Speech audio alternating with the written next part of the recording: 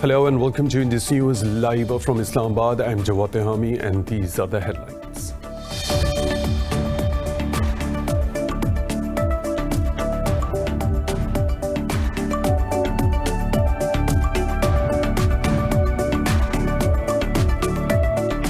Pakistan's Foreign Minister Shah Mahmood Qureshi has once again called for an early start of intra-Afghan talks. Meeting a Taliban delegation at the Foreign Office in Islamabad, Qureshi said the negotiations are the only way forward. The Foreign Minister informed the delegation about the possible threats to the Afghan peace process. The visiting delegation hailed Pakistan's efforts for peace in Afghanistan.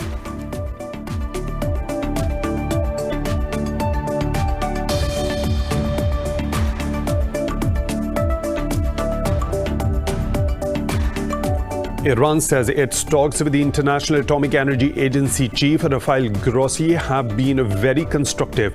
In a joint press conference with Grossi, Tehran's Atomic Energy Organization chief Ali Akbar Salehi said Iran and the IAEA have started a new chapter of cooperation. He said both the sides agreed that the IAEA will work professionally and independently and Tehran will fulfill its commitments.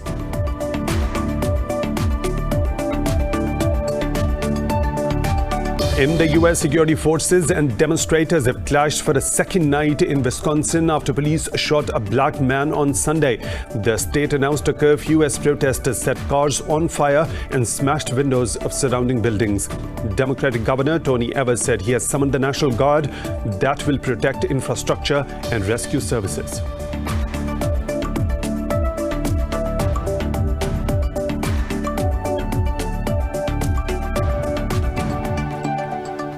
Those are the headlines and detailed stories right after a short break. Stay tuned.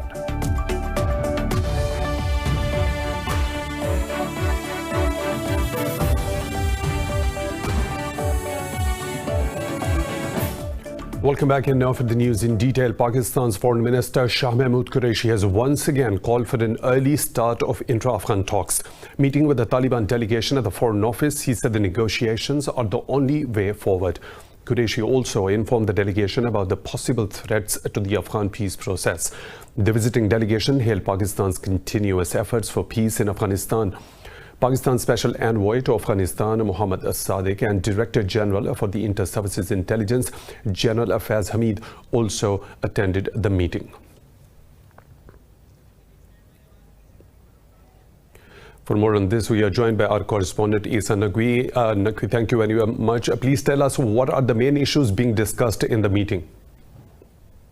Jawad, as we speak right now, the meeting is underway at the Foreign Office of Pakistan, and Pakistani delegation is being led by Foreign Minister Shah Mahmood Qureshi, while the Afghan delegation is being led by Mullah Abdul Ghani Barada. It's a 6-member delegation from the Afghan side. And the initiation of the intra-Afghan dialogue is being discussed in detail by the two sides, and the foreign minister has also apprised the Afghan delegation of the efforts that Pakistan's government has been undertaking to facilitate the peace process in Afghanistan and how Pakistan helped the process being carried forward by all the stakeholders. The foreign minister also warned the Afghan side, the Taliban delegation, of a possible role by the spoilers who want to sabotage the peace process in Afghanistan. The Pakistani side is also, the delegation also includes the Director General of the Inter-Services Intelligence, DG ISI, General Faiz Hamid, and also Pakistan Prime Minister's Special Representative for Afghan Peace Process, Ambassador Mohammad Sadiq, and Foreign Secretary Suhail Mahmood. I must say here that this is the first a meeting which is being held in the public domain since the Taliban delegation arrived yesterday, and we are also expecting a joint communique or a statement expressing and giving out the details of this meeting shortly. So, Isa, basically, when we talk about Pakistan's stance and that particular thing, because Pakistan had been facilitating this Afghan peace process since long, and yesterday we saw that Pakistan's Prime Minister Imran Khan also gave the similar statement that Pakistan has been long facilitating this peace process in Afghanistan. This is a particular fact which has been mentioned not only by the Taliban when the historic peace deal was signed between the US and the Taliban, but also by the US Special Envoy Khalid Azad. So during this meeting, do you have the details regarding this affirmation by the Taliban delegation?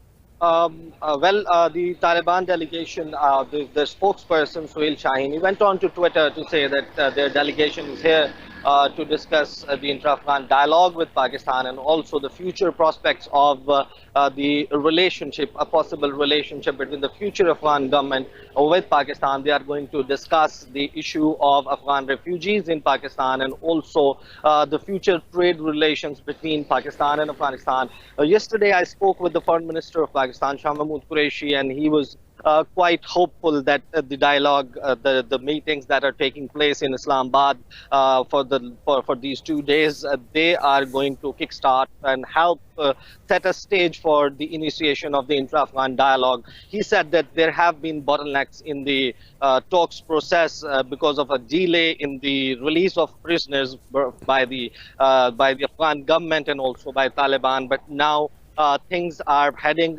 towards they have gained a positive trajectory, and he hoped that after this visit the intra-Afghan negotiations will start. Thank you for updating regarding the details as the meeting between the Taliban delegation, which is in Islamabad at the Foreign Office at the moment, and having a meeting with Pakistan's Foreign Minister Shah Mahmood Qureshi. Our correspondent Isa Naqvi updating us from the Foreign Office in Islamabad. And for more on this, we are joined by Lieutenant General Naeem Khalid Lodhi, retired. Thank you for your time at Indus News. How significant is this visit when the warring sides in Afghanistan are on the brink of holding long-awaited peace talks?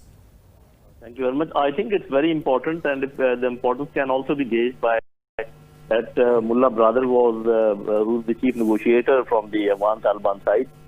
He was heading the delegation, and from our side, Foreign Minister of course was there, and he was assisted by Sadiq Saab, Ambassador Sadiq, who's a special envoy to Afghanistan, and also by DGISI.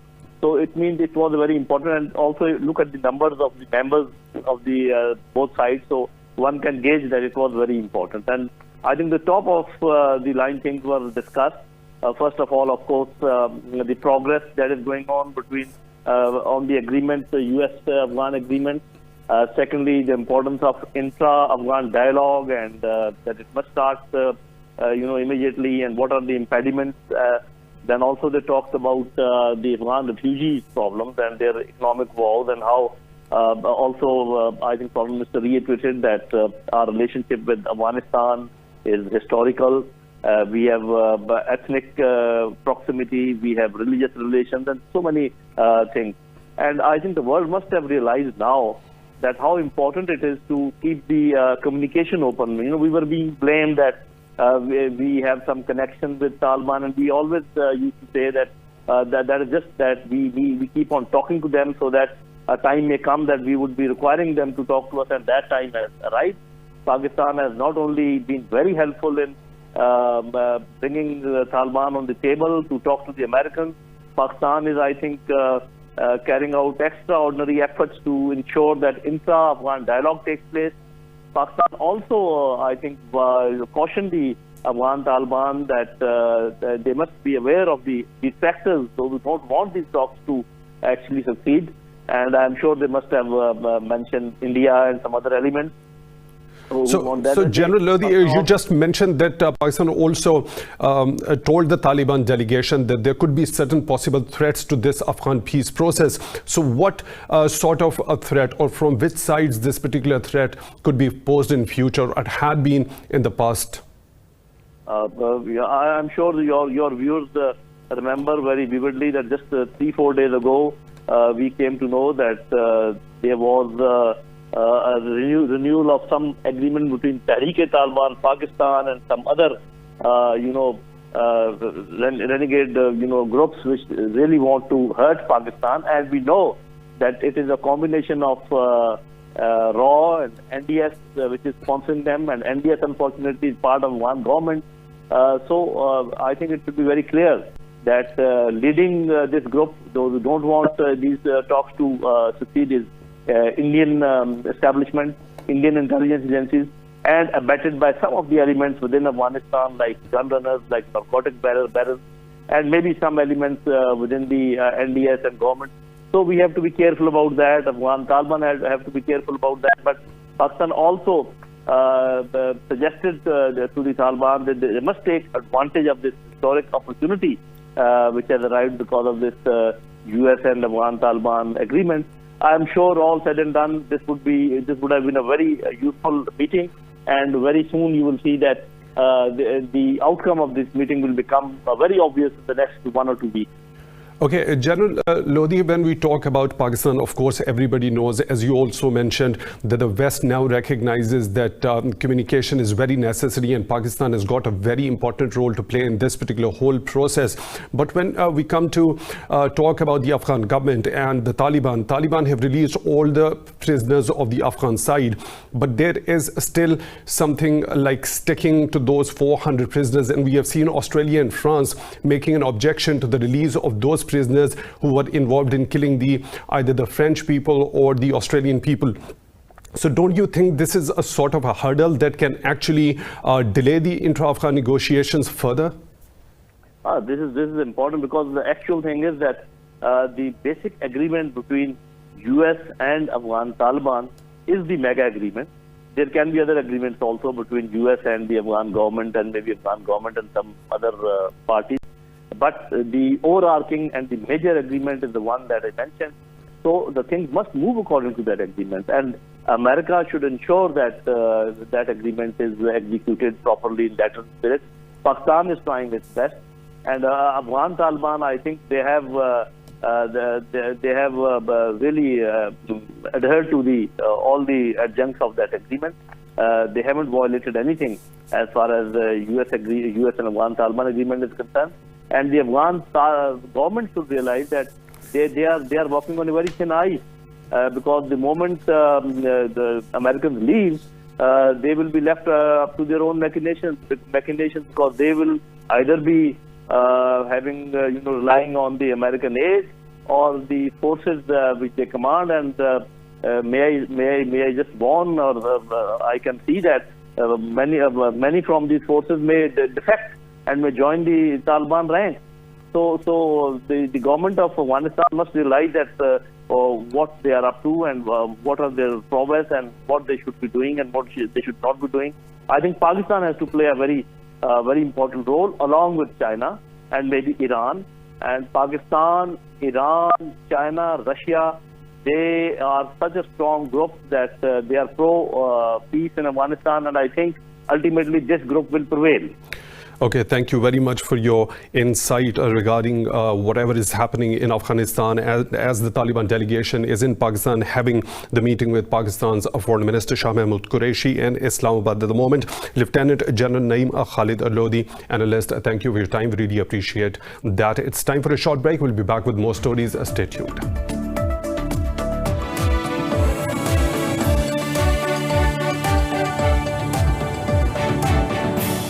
Security forces and demonstrators have clashed for the second night in Wisconsin after police shot a black man on Sunday. Democratic Governor Tony Evers said he has summoned the U.S. National Guard to protect the infrastructure and rescue services. A curfew has also been imposed in the state. This report has more. Another African-American, Jacob Blake's shooting in Kenosha, Wisconsin, has turned the lakeside city into the nation's latest flashpoint in a summer of racial unrest. Angry demonstrators set cars on fire, smashed windows, and clashed with officers overnight as Blake continued to fight for his life in the hospital. Speaking at a press conference, Kenosha Mayor John Martin Antamian said a third party will conduct an investigation into the incident. Hundreds of protesters confronted the mayor during his press conference. The whole concept here is to talk about that we are going to make sure that justice is done for everyone, that people will have the right to make sure that the investigation is taken care of and it's done correctly. And we have brought in, Mayor of Kenosha. We have brought in whenever a situation like this occurs, a third party must do the investigation. The state of Wisconsin is doing that investigation. Unidentified protesters asked the mayor to arrest and charge the officer involved, while others kept asking for the name of the police officer. Demonstrators said the incident did not need a third-party inquiry as Blake was shot 7 times in the back in front of his children. He said it has to go through a third-party investigation. That process in itself needs to be eliminated. That third-party investigation, no. The whole entire process, the system is completely corrupt. So for you to say that there needs to be the same process, third party, then an investigator, then through the DA, that is the problem. That is the problem. The process in attacking these officers who are constantly attacking these people. Amid the increasingly tense exchange, Mayor Antramayan retreated back into the building as the police in riot gear pepper sprayed the crowd. Democrats have called for an immediate investigation into the incident in the key presidential battleground state, while the Republicans have warned against rushing to judgment. Top trade negotiators from China and the US have held a phone conversation to review the progress of Phase 1 trade deal. In a statement, a US Trade Representative Robert Lighthizer said China's compliance with the trade deal was evaluated during the talks. It said Lighthizer, Treasury Secretary Steven Mnuchin and Chinese Vice Premier Liu He reaffirmed their commitment to fully implementing the deal. It said the two sides addressed Beijing's structural changes to ensure greater protection of intellectual property rights. The statement added both the leaders also discussed significant increases in purchases of the US products by Beijing. The call was originally scheduled for August the 15th before President Donald Trump indefinitely postponed the 6-monthly review of the agreement. Moving on, India has become the worst hit country by COVID-19, reporting the world's highest number of daily fresh cases for the last 19 days. The Indian Health Ministry has reported 848 deaths and nearly 61,000 infections in a day. Globally, the virus has infected over 23.6 million people and claimed more than 813,000 lives. This report has more. As the new coronavirus outbreak in the Americas slow, India has become the virus epicenter with the number of cases and deaths continuing to surge drastically. The caseload in the country of over 1 billion people has crossed 3.1 million with over 58,000 deaths. In Jamaica, the world's fastest man could not outrun the virus as Usain Bolt has tested positive for the coronavirus. With some governments developing vaccines, WHO Chief Tedros Ghebreyesus has urged other countries to join forces. Last week, I sent a letter to all member states requesting them to join the vaccine arm of the ACT Accelerator. I'm pleased to announce that as of today, 172 countries are now engaging with the COVAX Global Vaccines Facility, which has both the largest and most diverse COVID-19 vaccine portfolio in the world. In Europe, France has reported a rise in COVID-19 deaths and cases as authorities scramble to curb the spread. Meanwhile, Spain has reimposed restrictions on mobility and mass gatherings after an increase in nationwide caseload. The restrictions were relaxed too soon in Spain, with very short intervals between each phase. Theoretically, there should be 15 days in transition, but it only took a few days or less than a week to move into the next phase. Besides, Spain has limited capacity when tracing close contact, so the virus is said to spread if they cannot be found. In Asia, mainland China has reported 14 new imported cases with no domestic transmissions in the 9th consecutive day. South Korea reported fresh cases under 300 for the second day with 280 infections overnight. Over in Australia, cases are up from the previous day but under peak levels. In New Zealand, lockdown in the country's largest city, Auckland, has been extended to the end of the week. Meanwhile, in Pakistan, a number of active COVID-19 cases has dipped under 10,000 as the spread of the virus continues to decline in the country. The health ministry says the recovery rate from the disease is 94% in the country. It says 9 more people died while 450 new cases were found across the country over the past 24 hours. The nationwide death toll stands at 6,255. Sindh remains the worst hit province, witnessing nearly 128,000 infections, while Punjab has reported over 96,000 cases so far. A former leader of India's ruling party, Yashwant Sinha, says Indian-occupied Jammu and Kashmir must get back its UN-recognized status. Last year, New Delhi illegally revoked the autonomous status of the occupied valley. In a tweet, Sinha said he supports the restoration of Articles 370 and 35A. Former External Affairs Minister said he stands with the people of Jammu and Kashmir. He said the territory must get its statehood again. Sinha resigned from the Bharatiya Janata Party, calling Prime Minister Narendra Modi a threat to democracy. Earlier on Saturday, 6 pro-India political parties of the occupied valley demanded to revert the status of Indian-occupied Jammu and Kashmir as it existed on August the 4th last year. Israeli forces have targeted Gaza for the 13th consecutive day since the US broke a deal between the UAE and Israel. The Israeli Defense Forces said their aircraft and tanks hit Hamas's military posts and infrastructure. The statement read the forces carried out the strikes in response to explosive balloons launched from Gaza. No casualties have been reported so far. Meanwhile, officials in occupied West Bank said the Israeli military raided and demolished 8 Palestinian homes in Ramallah. Turkey and Greece have announced conducting rival naval exercises of the Greek island of Crete. The announcement comes amid rising tensions between the two countries over claims to gas and oil in the eastern Mediterranean. Greece announced its drills after Turkey extended the exploration mission of its Orak rice survey ship in disputed waters. Turkey has sent out an official warning to other vessels to avoid the area. President Tayyip Erdogan warned Athens those who throw Greece in front of Turkey will not support it. Starting from now, the only one who will be responsible for any negativity in the region will be Greece, and the only one that will be harmed from it will be themselves as well. I think our Greek neighbors will benefit from knowing the fact, just as we do, that the ones who throw Greece in front of Turkish Navy will not stand behind them. In Khartoum, Sudan's Prime Minister Abdullah Hamdok and US Secretary of State Mike Pompeo held talks on the removal of the country from a US state sponsors of terrorism list. In a tweet, Hamdok said he and Pompeo discussed Sudan's civilian-led transitional government. The US sanctioned Sudan over its alleged support for militant groups and the civil war in Darfur during the rule of ousted leader Omar al-Bashir.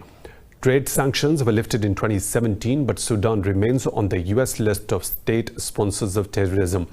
Pompeo's visit is part of his regional tour following an accord between Israel and the UAE this month to forge full relations and is aimed at pushing more Arab countries to seek closer ties with the Jewish state. Syrian President Bashar al-Assad has ordered Prime Minister Hussein Arnouz to form a new government following parliamentary elections in July. Arnouz was appointed to the premiership by Assad to replace Imad Khamis in June. This comes as Syria grappled with a major economic crisis and plunging currency. Economic woes have been exacerbated by the US Caesar Act, which aims to cripple the Syrian economy. Iran says its talks with the International Atomic Energy Agency chief Rafael Grossi have been very constructive. Grossi is on an official visit to meet President Hassan Rouhani, Foreign Minister Javad Zarif and other senior officials. In a joint press conference with Grossi, Tehran's Atomic Energy Organization chief Ali Akbar Salehi said Iran and the IAEA have started a new chapter of cooperation. He said both sides agreed that IAEA will work professionally and independently and Tehran will fulfill its commitments. Meanwhile, Grossi said both sides are working on reaching an agreement on IAEA's safeguards verification activities in Iran. Rohingya refugees in Bangladesh are holding a silent protest to mark the 3rd anniversary of Myanmar security forces crackdown. In 2017, the violence by Myanmar military forced 730,000 Rohingya to flee to Bangladesh, joining more than 200,000 already there. What in this report? Over 1 million Rohingya live in the world's largest refugee settlement in southern Bangladesh. Myanmar does not recognize the term Rohingya or the community as an indigenous ethnic group. They are derided as Bengalis, implying they are illegal immigrants despite tracing their history in Rakhine back centuries. Successive military governments that ruled Myanmar stripped the Rohingya of identity documents, leaving many with no proof of their origins. The United Nations says Myanmar military's crackdown was also carried out with genocidal intent. Marking their Remembrance Day, Rohingya groups said the now refugees faced hidden genocide in Myanmar for decades. They appeal to the UN and other organizations to declare what happened in 2017 a genocide. The group said, due to COVID-19, mass gatherings will not be held this year. Authorities say 88 cases of the virus have been found in refugees camps, where 6 people have died. 3 people have died after being buried under a landslide in the northern Raisi district of Indian-occupied Jammu and Kashmir. The police said torrential rains have triggered landslides, one of which crushed a temporary hut. Raisi District Police Chief Rashmi Wazir said the victims were buried alive in the incident. He says several of their animals were also killed in the landslide. The Jammu-Srinagar National Highway has also been blocked in Batot area of Jammu and Kashmir's northern Ramban district. Officials say a portion of the highway was damaged due to the landslide.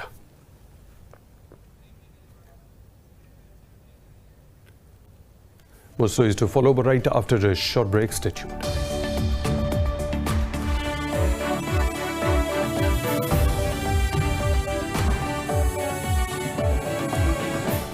Welcome back. Santas in the UK are getting special training lessons to learn how to celebrate this year's festival by protecting themselves and the children from COVID-19. What about the lesson in this report?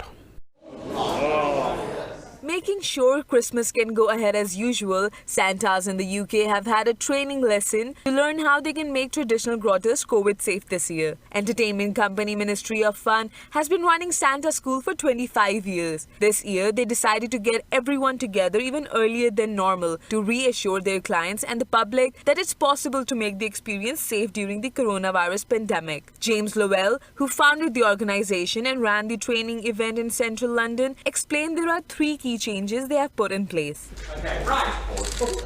First of all, masks. So we created these masks, which, as you can see, they're red velvet with white fur trim, just like Santa's costume. We made a feature of a mask. Secondly, there's the social distance grotto. And then thirdly is the giving the present. At the end of every meeting with a child, Santa gives children a present.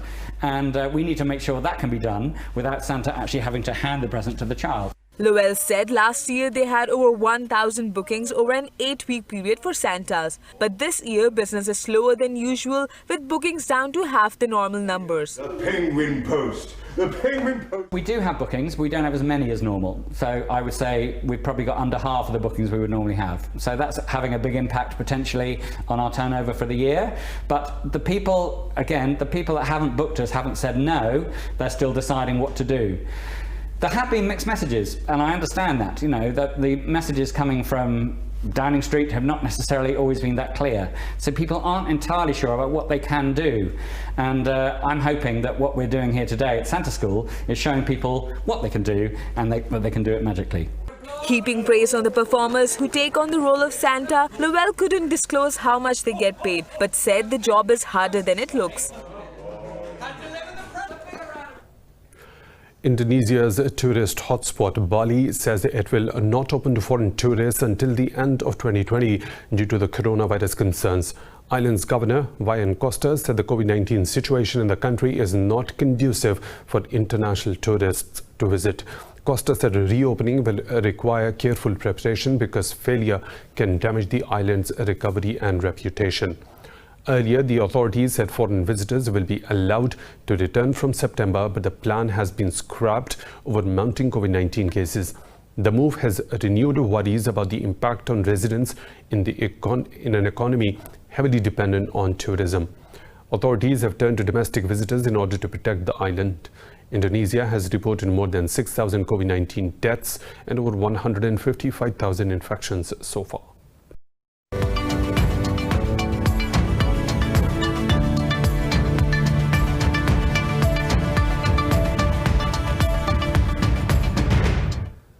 TikTok has sued the U.S. government of President Donald Trump's executive order banning the company's American operations. In the filing in the federal court, TikTok said Trump administration's move was motivated by politics, not national security. The popular short-form video sharing app called Trump's decision a pretext to fuel anti-China rhetoric as he seeks re-election. It said the company has taken extraordinary measures to protect the privacy and security of the user data. Earlier this month, Trump dubbed the video sharing app a national security threat. Qantas Airways says it will lay off 2,500 more people by outsourcing its Australian ground handling operations. Qantas head of domestic operations, Andrew David, says outsourcing the move will save an estimated $72 million each year in operating costs. The airliner says the step has been taken to lower costs as it braces for over $7 billion loss in revenue this fiscal year due to the pandemic. David said an additional $72 million in cost of equipment will be saved in the next 5 years. These job cuts will be on the top of 6,000 announced earlier in June, causing a 30% staff shortfall overall compared with pre-pandemic time. Most of Qantas ground handling employees are receiving government aid due to the decline in travel demand after losing their jobs.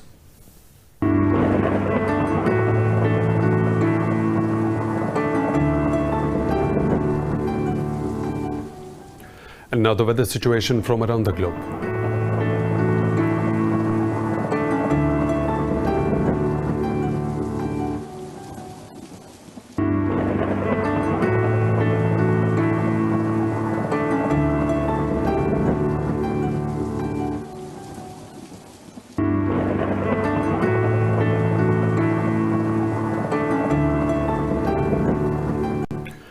And that is all for now. For the latest updates, you can follow us on social media at Indus.News.